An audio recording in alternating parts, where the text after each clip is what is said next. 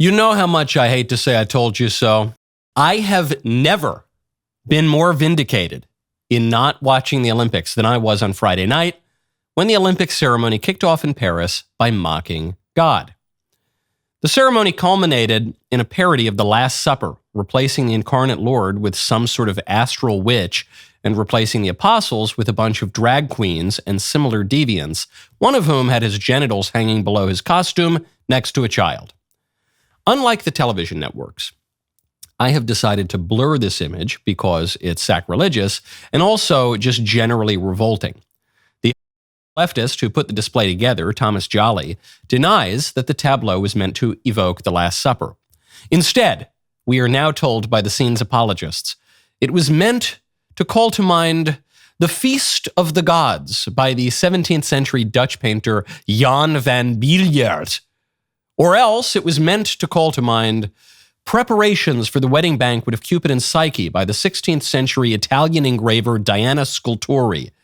These alternative interpretations are pretty weak. One, because no ordinary person would recognize those paintings, whereas everyone recognizes the Last Supper. But two, because the tableau clearly bears greater resemblance to the Last Supper. One of the most distinctive features of which is that the dinner guests are all seated, like in the tableau, but unlike in those other works, on one side of the table. The fact that the tableau's defenders can't even agree on which work it was supposedly based on tells you the whole defense is disingenuous. Now, the sacrilegious depiction certainly was pagan. The Olympics is a late 19th century revival of ancient pagan games, and it includes lots of pagan imagery. As I mentioned last week, the Olympic torch relay begins with a reenactment of Vestal virgins worshiping at the Temple of Hera. But this modern pagan imagery is sacrilegious in a way that ancient paganism wasn't, because modern paganism has to grapple with Christianity. Ancient paganism, at its worst, was fables and demon worship. But at its best, the paganism of Plato and Aristotle, for instance, it was a kind of vague intuition of Christianity, a deduction through natural reason of the one true God. Modern religion can't ignore Christianity. The incarnation is the central event in history. Whether you think that's good or bad, whether you believe in the meaning of the incarnation, it just is the central event. It changes everything. Islam grapples with Christianity. Christ is mentioned in the Quran. Even Judaism, which seems to have come before Christianity, grapples with the person of Christ in the Talmud. France was Christian by the end of the 5th century. It's the home of countless saints and cathedrals. It's been known as the eldest daughter of the church. Ancient Athens can innocently, or at least ignorantly, celebrate the pagan gods. Modern France can only do so by rejecting the true God. I, for one, think we ought to leave pagan worship to the past. And I am inclined to leave the Olympics there, too. I'm Michael Knowles. This is The Michael Knowles Show.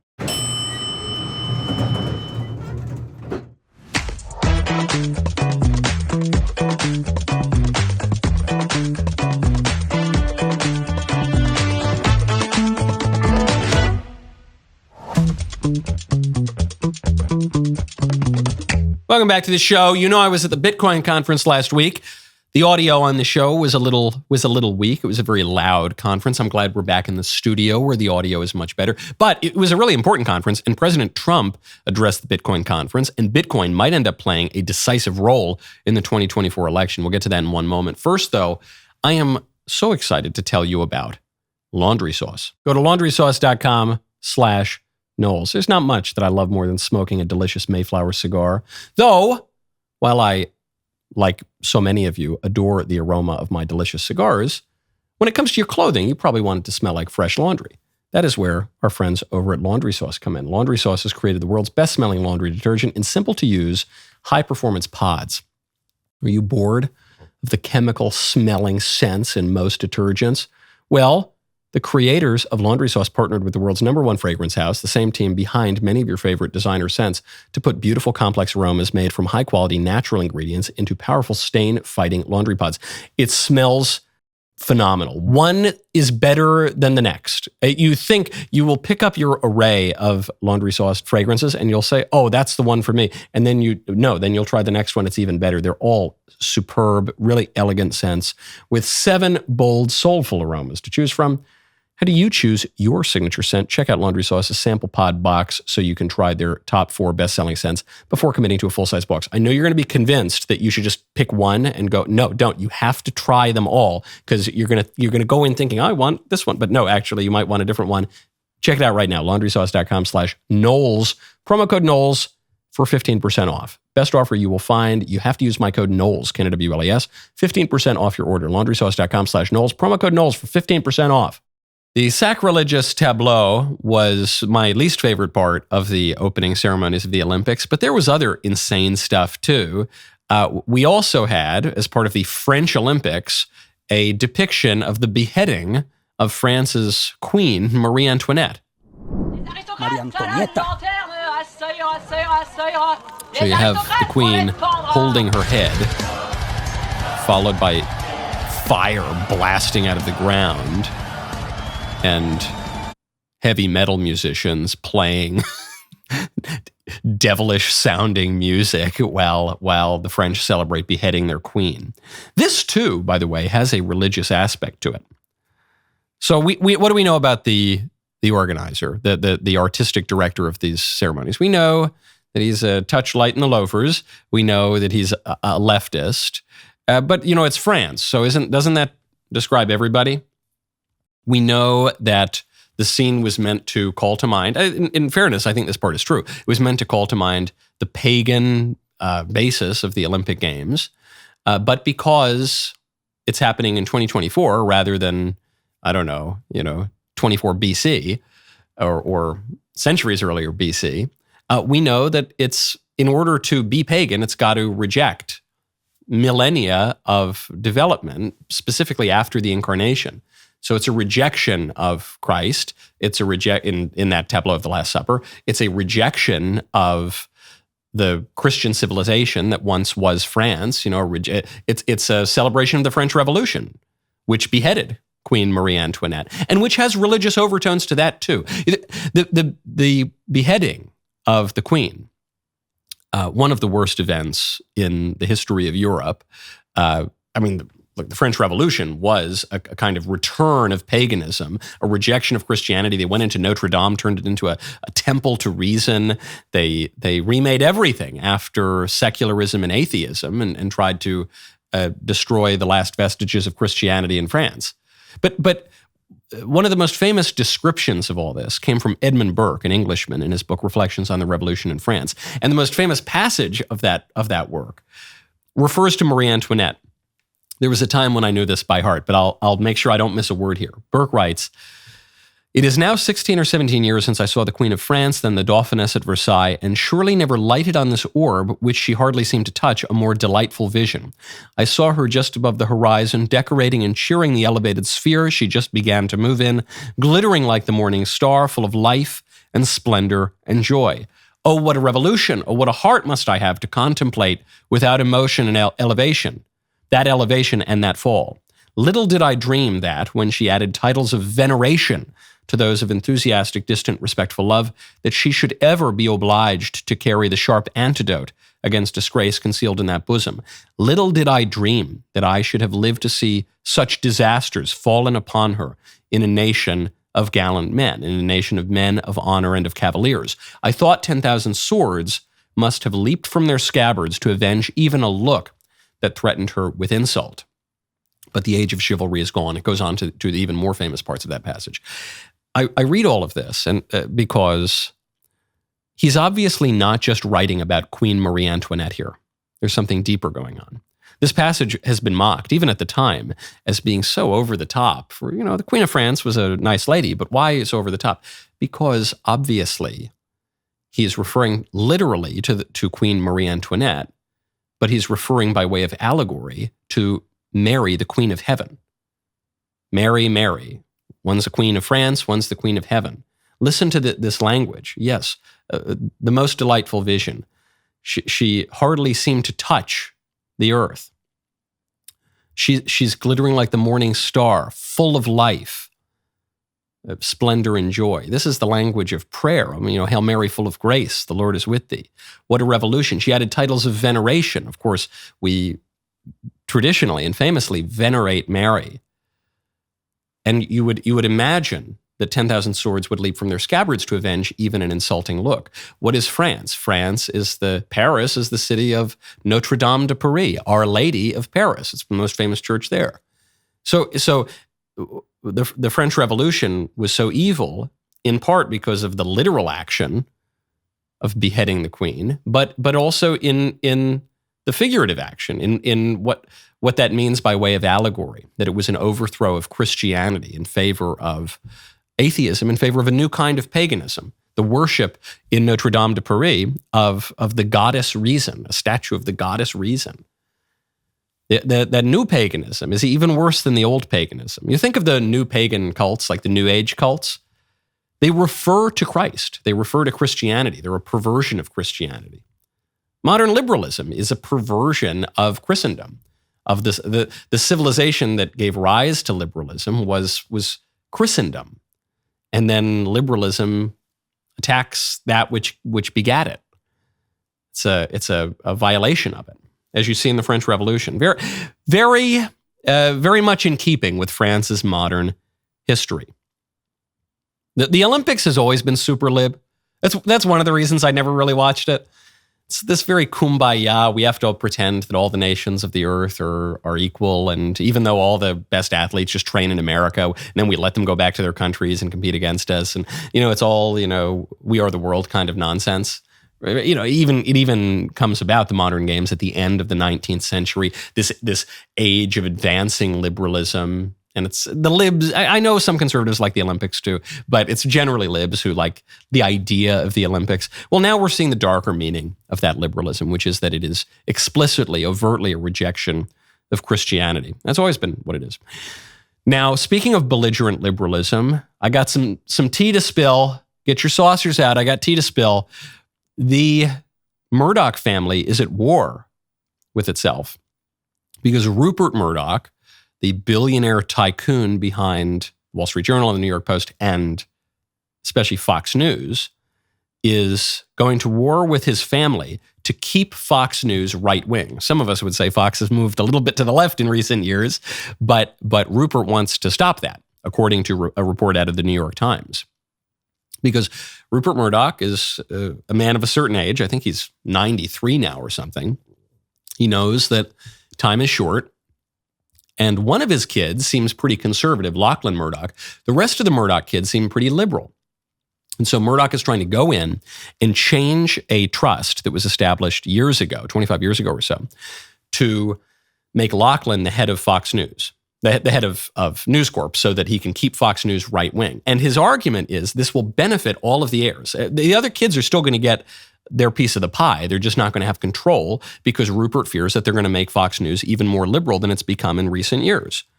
Now, will this work? The trust was supposed to be totally unchangeable, but a Nevada probate commissioner has found that Murdoch would be able to edit the trust if he can prove that he's acting in good faith and for the sole benefit of his heirs. So he's got to prove, and I think he can prove this, that keeping Fox News right-wing is in the financial benefit of these shareholders, of these beneficiaries, which is obviously true. If Fox News goes left, it's going to lose its audience and it's not going to be any good to anybody. But the family is still fighting Rupert Murdoch on this point. They don't want him to take the steps necessary to keep Fox News right-wing. Meaning the Fox News heirs, the Murdoch kids, the other Murdoch kids, are actively working in court against their own financial interest. That is how much pressure there is to be liberal in the elite spheres of our society. They would rather lose money. They would rather lose their inheritance than be scorned at cocktail parties, than be considered a right-winger, heaven forfend, a Trumper. That's the pressure in our culture. Even when billions of dollars are on the line, people who move in the elite circles of our culture would still rather be on the side of the liberals and forego their inheritance. So much so that the tycoon, the pater familias, has to go to court to protect the financial well-being of his progeny. That's where we are. You think it's tough to be a conservative in this culture? You think it's tough to score some cultural wins? Yeah, you're right. People would forego billions for it. So yes, all of us, we're going to have to fight very hard. The winds are against us. That's just the way it is in this natural political landscape. And that's why I want to talk to you about Balance of Nature. Go to balanceofnature.com, promo code Knowles. Balance of Nature fruits and veggies is the most convenient way to get whole fruits and vegetables daily. Balance of Nature takes fruits and vegetables, they freeze dry them, turn them into a powder, and then put them into a capsule. Balance of Nature is just one ingredient of a balanced lifestyle, has no intention to replace a healthy diet, exercise, sleep, or any other healthy habits. It is intended to be used in concert with other healthy habits. I really strongly recommend it, especially if you're like me, you're on the road a fair bit, you're not always getting the most balanced diet. Well, make sure that you're getting those fruits and veggies. You just have to make sure that your producers aren't like hyenas who try to just steal them when they're sent to the office. You got to get them sent to your home, and then you don't need to worry about that. Balanceofnature.com, use promo code Knowles for 35% off your first order as a preferred customer, plus get a free bottle of Fiber and Spice. That is balanceofnature.com, promo code Knowles, Knowles. Do not wait another second. Whatever you're doing, stop. Pull over if you're driving. Pull out your phone, go to balanceofnature.com, promo code Knowles. Speaking of conservatives on the march, President Trump addressed the Bitcoin conference. Here's what he had to say. You need tremendous amounts of electricity. You need double the electricity of the entire electricity that we have right now in the United States to dominate. And we'll get that done. Who would think we can get that done? But we're going to get it done. We'll be having power plants built at the sites. We'll be releasing people from certain ridiculous requirements. And we'll be using fossil fuel to make electricity because we're going to have to. We'll be using nuclear. We'll be doing it in an environmentally friendly way. But we will be creating so much electricity that you'll be saying, please, please, President, we don't want any more electricity. We can't stand it. You'll be begging me, no more electricity, sir. We have enough. We have enough. This afternoon, I'm laying out my plan to ensure that the United States will be the crypto capital of the planet and the Bitcoin superpower of the world, and we'll get it done. I love that President Trump has like 5 lines, and he just applies them to different circumstances. So here we see the application of you're going to win so much, you're going to say, please, I'm tired of winning. We don't want to win anymore. So he's saying, look, crypto requires a lot of electricity. That's one of the reasons that the libs are against crypto. And you need a lot of electricity. We're going to give you electricity. We're going to give you so much. You're going to say, please, no more. I've got too much electricity. I love it. I love it. And the crowd goes wild there. Now, President Trump stopped short. He made all sorts of promises about crypto. He said that he's going to establish a presidential Bitcoin advisory council. He said he was going to keep all the Bitcoin jobs in the United States. He said that there would be no central bank digital currency, which would be a way for the government to go in and gut Bitcoin while he was president. He stopped a little bit short of a promise that was made on his behalf the day before by Bobby Kennedy Jr., who also addressed the Bitcoin conference. Has the potential to return monetary discipline to the Fed and to restore the dollar as the unchallenged global reserve currency. And just as Bitcoin can fortify the dollar, it can also secure America's position in cyberspace. I understand that tomorrow President Trump may announce his plan to build a Bitcoin Fort Knox and authorize the U.S. government to buy 1 million Bitcoin as a strategic reserve asset. And I applaud that announcement, and we should all applaud it. Now, Trump didn't actually do that. So what's going on here? Is Bobby Kennedy Jr., who is running against President Trump, is he trying to take the wind out of Trump's sails by claiming this announcement for himself? Is he working on behalf of Trump to float this idea, see how it plays, not just in the room, but how it plays in the markets and the broader public opinion? I don't know exactly what he's up to. We know that Trump stopped short of that, but Trump did go pretty far to say, look, I'm going to do everything that I can to support Bitcoin and crypto digital currencies. Bobby Kennedy, also running, so now we got 2 of the 3 who are running for president. He says, I too am going to support Bitcoin as much as I can. The Democrats are quite opposed to Bitcoin. Kamala Harris maybe was going to show up to the Bitcoin conference. There was a rumor she was going to make it, and then at the last minute, she did not make it. At first, I thought that she declined to show up because she didn't want to be booed back into Kentucky. The people in that room were not the most favorable to her. I heard some scuttlebutt on the floor of the Bitcoin conference that Kamala Harris didn't show up because she was disinvited, because she wouldn't agree to certain terms laid out by the Bitcoin organizers. So I don't know. I don't know where the reality of that really lies. I do know that Trump has made this a point to see his light. The Dems have come out strongly against Bitcoin. Trump has said, okay, Bitcoiners, hey, all you people who are fanatically passionate about your subject and who have a ton of money, you're welcome in my party. Yeah, come on over here. Send that Bitcoin over here, baby. That's I'm for you. And this is actually scaring the Democrats. So Democrats just came out, a number of Democrat lawmakers sent a letter to prospective presidential candidates and to the chairman of the Democrat National Committee asking that the party change its position on Bitcoin. We respectfully call on you, they write, to include pro-digital asset language in the party's platform. It's imperative that the party's platform reflects the potential benefits of digital assets and blockchain technology. Select a VP candidate sophisticated in digital asset policy. Select a pro-innovation SEC chair, so for the Securities and Exchange Commission, not someone who's going to be reflexively anti-Bitcoin and crypto, but who's going to be open to it. And engage with industry experts. What all these people, we're talking about Congressman Colin Allred, Nikki Budzinski, Angie Craig, Don Davis, Dan Goldman, Ro Khanna's, list goes on and on and on. A lot of Democrat lawmakers here saying, hey guys, you're missing the boat. We need you to be pro-crypto. But the DNC is not. That's why they have to write this letter. The Democratic Party is the anti-Bitcoin party. It's the anti-crypto party. And the Republican Party is the pro-Bitcoin party and the pro-crypto party. And what do I think about Bitcoin? I don't think very much about Bitcoin. I went to the conference. I still don't really totally get what it is. It owes more to my ignorance and nature as a stunad than to Bitcoin necessarily. But all I know is, from a political perspective, this makes the Republicans look like the party of the future. And this makes the Democrats look like the party of the past.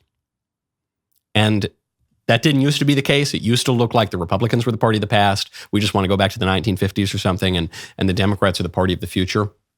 But for the past at least 3 or 4 years, and maybe more than that, maybe 8 or 9 years now, the Republicans have looked like the party of innovation. Trump shaking up the party platform, looking ahead, shaking up foreign policy.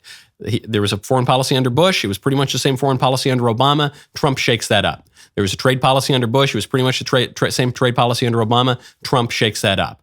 Well, and then obviously the Democrats have a presidential candidate, then president, who was a walking cadaver. That didn't make them look like the party of the future. Even now, they have a younger candidate. Trump is chronologically older than she is, but he seems to have younger ideas. He seems more vibrant. With Kamala, because she's an empty suit, she just regurgitates whatever the Democrat Party platform is, and the party platform is out of date. Whatever you think of Bitcoin, whatever you think of crypto, it is exciting and I think politically wise for Republicans, where they can, without sacrificing their principles, to put themselves on the side of innovation, of hope, of the future.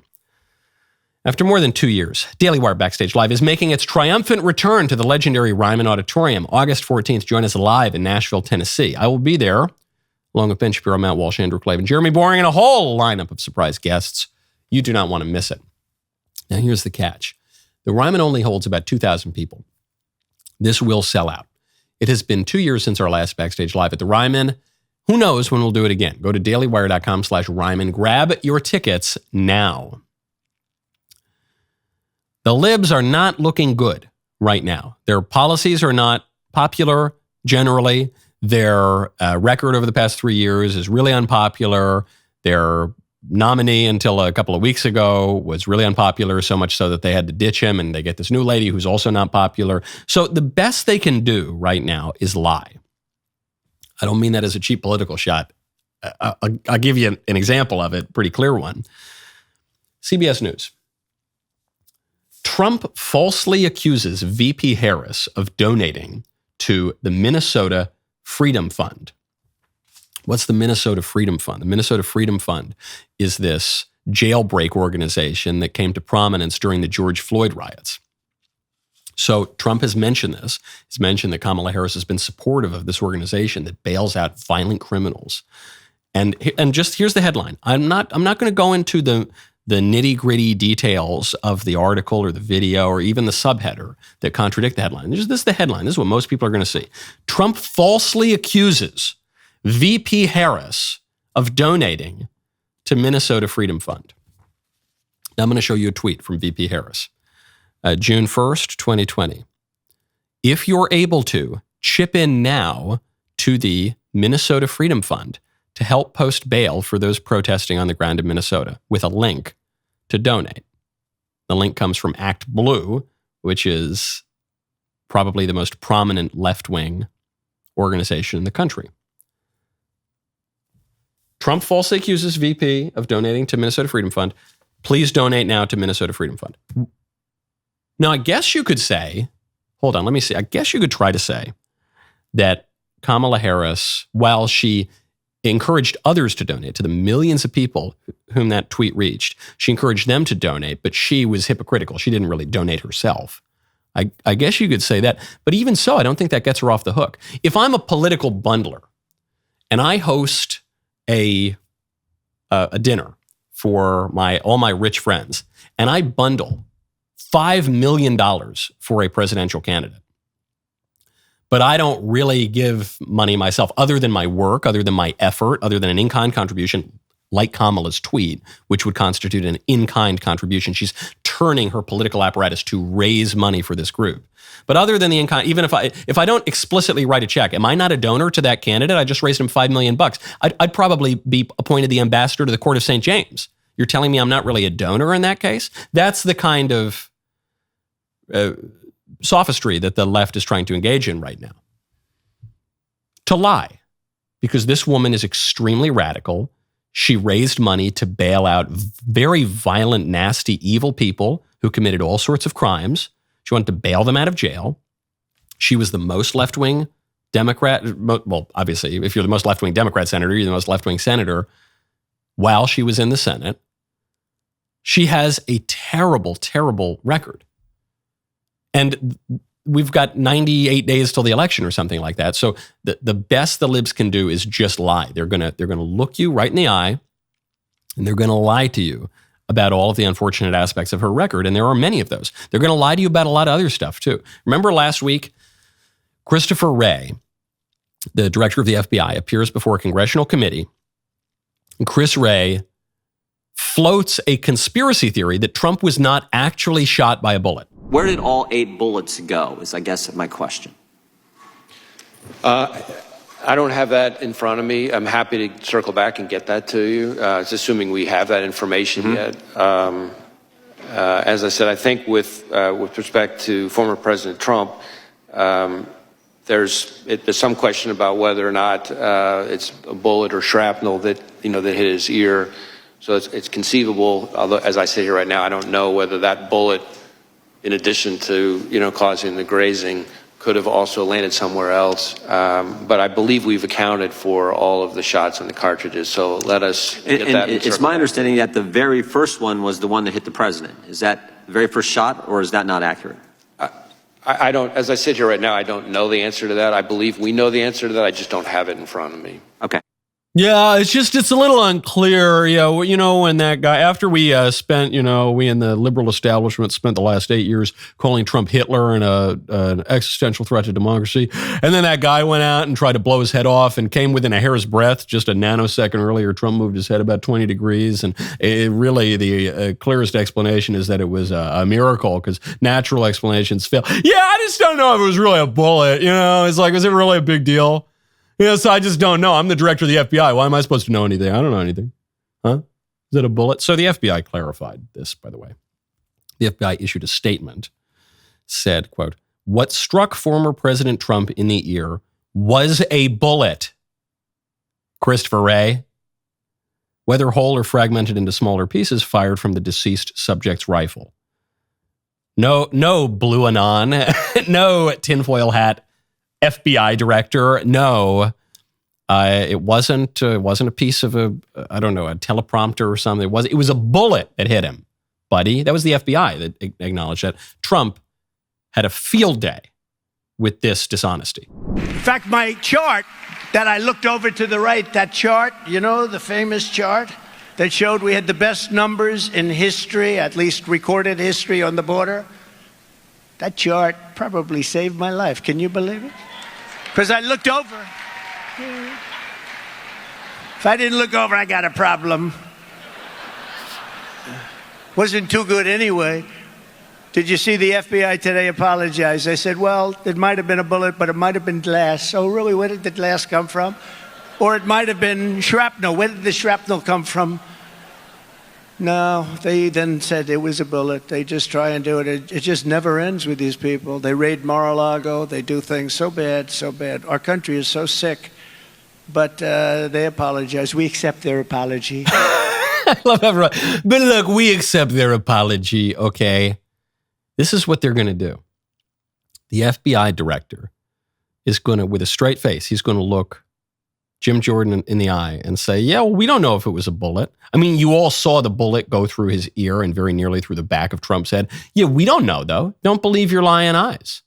CBS News is going to look at you and say, oh, Kamala, she never raised a lot of money for this jailbreak fund to bail violent criminals out of jail who then would go on to commit more violent crime. No, she never did that. That tweet she sent, she didn't really send that. You're not reading that tweet. That's not real. Don't believe your lying eyes. Put your fingers in your ear and go la, la, la, la, la. That's what they're going to do. Is they have to. What's their alternative? They can't gin up any more scandals about Trump. I've pretty much exhausted that, I think, over the last 8 or 9 years. They can't point to the good stuff that Kamala's done. She has not accomplished anything. The things she has done have been failures. She was at the border czar. She was put in charge of the border. She failed on that. She failed on every other assignment that she was given. We'll get to that in a moment. And the policies she's advocated are deeply unpopular and extremely left-wing. So they just have to distract from her. The way they're going to do that is they're just going to lie. I just mentioned Kamala has failed on everything she was put in charge of. So we know that Biden put her in charge of the border. I read his words verbatim from the White House transcript on the show and on Piers Morgan's show when a Democrat columnist was desperately trying to deflect attention from Kamala's role as the border czar. But that's not the only area of White House policy she was put in charge of. Kamala was also put in charge of connecting people in rural areas with high-speed internet. So here's Biden's own words. Again, I'm not putting any words in Biden's mouth. Here is Biden at the 2021 State of the Union address giving a task to Kamala Harris. And the process will create thousands and thousands of good-paying jobs. It creates jobs connecting every American with high-speed internet, including 35% of the rural America that still doesn't have it. This is going to help our kids and our businesses succeed in the 21st century economy. And I'm asking the Vice President to lead this effort, if she would. Of course. Because I know it'll get done. How many people do you think Kamala Harris connected with high-speed internet?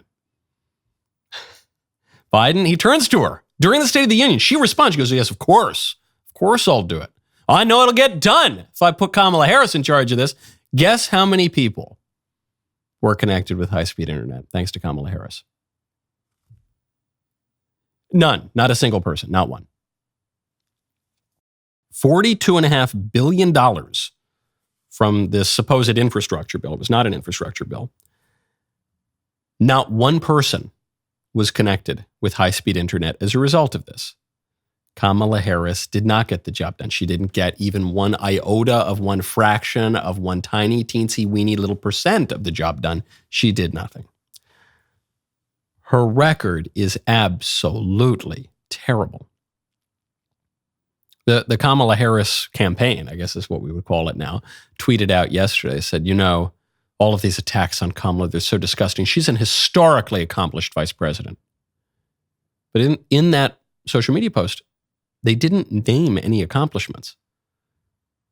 I don't want to be overly tough on Vice President Harris, so I'd ask her supporters, what has she accomplished?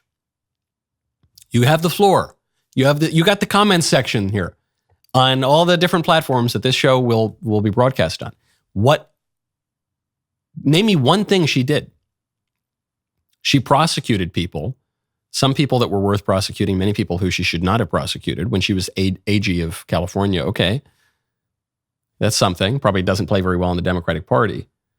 She did the bare elements of her job, usually poorly when she was the Attorney General of California. What did she accomplish as a member of the U.S. Senate? Give me one thing. What did she accomplish as the Vice President of the United States? Name me one thing. What did she accomplish in her czar roles, the specific areas of public policy that she was put in charge of by the President of the United States, very publicly? What did she accomplish? Nothing. She didn't accomplish anything. She's been things. One thing that she has been, and this has gone under the radar, but my friend Steve Guest pointed this out to me the other day. She's the daughter of a Marxist professor. And I'm beginning to notice a pattern here of people in the Biden administration who are the children of Marxist professors. We'll get to that in 1 second. First, though, my favorite comment yesterday or Friday is from Diana R.C. No one is above the law, says Kamala Harris in her new campaign ad, except people who are here illegally. Yeah, it's kind of a funny one. It's funny that the libs, while they're trying to prosecute Trump on unprecedented and obviously trumped up charges, they will simultaneously argue that no human being is illegal. And it's not a crime to enter the country illegally. Well, hold on. And they'll try to ban use of the term illegal alien. If you're watching this show on a certain video social media platform right now, probably my audio is dipping out when I use the technical phrase illegal alien. I have been told by my producers that we are no longer permitted by one of these big tech platforms to use the phrase illegal alien. Illegal alien is technical language advised for a very long time by the federal government.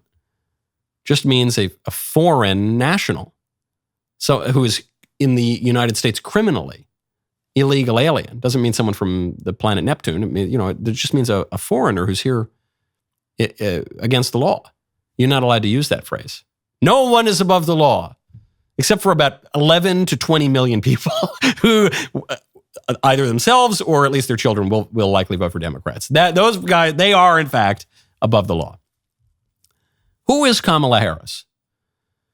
My friend Steve Guest, a very observant man in politics, pointed out her father is a Marxist professor. And I think I knew that her father was some kind of economist or professor. So his name is Donald J. Harris. It's kind of funny that the first part of his name is Donald J. Harris. He's a Marxist economist who for many decades taught at Stanford. When I say he's a Marxist economist, I don't just mean that as some term of derision. I mean that as a technical term. This is the same language that is used by left-wing outlets to describe him, by The New Yorker, by The Economist. That's just what he is. He's an economist in the tradition of Karl Marx. That got me thinking, okay, so the VP for Biden, who was one of the presidential candidates who ran against him in 2020, she's the daughter of a Marxist professor. Kind of like the transportation secretary, Pete Buttigieg. Pete Buttigieg's dad was a very, very famous Marxist literary scholar, Joseph Buttigieg. I encountered Joseph Buttigieg because in my book, Speechless, Controlling Words, Controlling Minds, I devote a fair bit of time to Antonio Gramsci, who's an Italian Marxist philosopher and political activist, really important. A lot of his work inspired leftists in the United States. And happily, I can read Italian. There aren't many practical applications of reading Italian in the world. It's not like French or Spanish. But one of them is you can read these Italian communists from the 20th century. A lot of people in the West were not able for a long time to at least to read the whole corpus of Gramsci until Joseph Buttigieg, Pete Buttigieg's dad, translated the prison notebooks into English. He was, I think he was the president of the Gramsci Society. This guy was a hardcore committed Marxist. And he was a literary scholar at Notre Dame. So what does this mean? So some grand conspiracy? Well, in a way it is. It's a really broad conspiracy, which is this. We are now seeing the fruit of the left's long march through the institutions. Another Marxist who inspired the left-wing campus movements, Rudi Dutschke, you coined that phrase, the long march through the institutions. And it was obviously viewing the West's leftward march in light of Mao's Cultural Revolution and Long March. So the work of people, well, not just Gramsci, but people like Herbert Marcuse, the scholars of the Frankfurt School, and then their followers and the left-wing activists, they said, we're gonna take the long view of how to transform America, and we're gonna do it not just by winning elections. We'll win some elections, but we're gonna take over the classrooms. We're gonna take over the entertainment media. We're going to take over the news media. We're going to tilt everything very far to the left. And then the fruit of that is going to be a political order in which the frame of the debate is set by us. So it's not just that we're going to win the arguments for leftism. We're going to exclude alternative views. So the only way that people can think is in a fundamentally liberal and even more than liberal, leftist, socialist, Marx-tinged way. We're seeing the fruit of that. Now, the kids of these two Marxist scholars are serving at some of the highest levels of government. Now, one of them is the presidential nominee for the Democratic Party. The long march through the institutions works. The conservatives get impatient. Sometimes we want to see immediate results, or we lose interest and move on. The left doesn't move on. The left, whatever virtues they lack, I think they lack most of them, they are patient. And they are persistent. And now we're seeing the fruit of that. Now, speaking of progeny, weird story just hit the news. A sperm donor has just won over custody of his child from a couple of lesbians. And actually, it was the sperm donor and the lesbian girlfriend, who's not the biological mother of the kid. The two of them have won the rights over the biological mother of the child. What does all of this mean? A ruling was just handed down by the Federal Circuit and Family Court of Australia, and it pertains to a 9-year-old boy, this poor little boy. How did this poor little boy end up in this predicament? He was conceived via IVF. Of course, he was conceived by commoditizing human life, establishing the domination of technology over the origin and destiny of human life, and establishing the legal space for baby stores. So he was purchased at the baby store, conceived at the baby store, and the female couple, these two lesbians, chose donor eggs and donor sperm. So I guess in that way, you wouldn't even say the biological mother was the biological mother, though it does appear that she carried. So she was at least, I guess, the surrogate mother. All the parties were known to each other. That's what makes this a little bit weird. The eggs were donated by a mutual friend of the birth mother, though not the biological mother, and her then lesbian partner. And the sperm donation was by a man that the boy refers to as daddy, and the man who donated his sperm with the agreement that he would have a role in the boy's life, albeit not the role of a proper father living at home with a mother and raising the kid in a family, but he would still be involved somehow. Okay, the birth mother lost her parental rights. Presumably she was involved in all sorts of terrible things, and she wanted sole responsibility of the child, but now it's the lesbian ex-girlfriend and the sperm donor get the kid, which I guess it's a relatively better outcome here.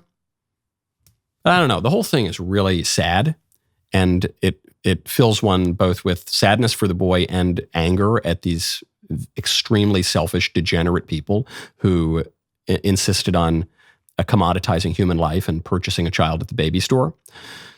It's even dark creating a child at the baby store. But it's a reminder that we have to pay close attention to our language here. That was the whole point of my book, Speechless, Controlling Words, Controlling Minds. And thank you. We have to focus on this a lot because the left sets the boundaries of debate by controlling language, by setting the terms of language. If an illegal alien, if you can't say illegal alien anymore, as I'm apparently not allowed to say on certain big tech platforms, then we have to use phrases like undocumented American. Well, undocumented Americans should get to stay in America. They're Americans after all. They just don't have some documents. Illegal aliens have no right to stay in America. Depending on how you describe that person, you will be able to persuade people much more easily of your own position.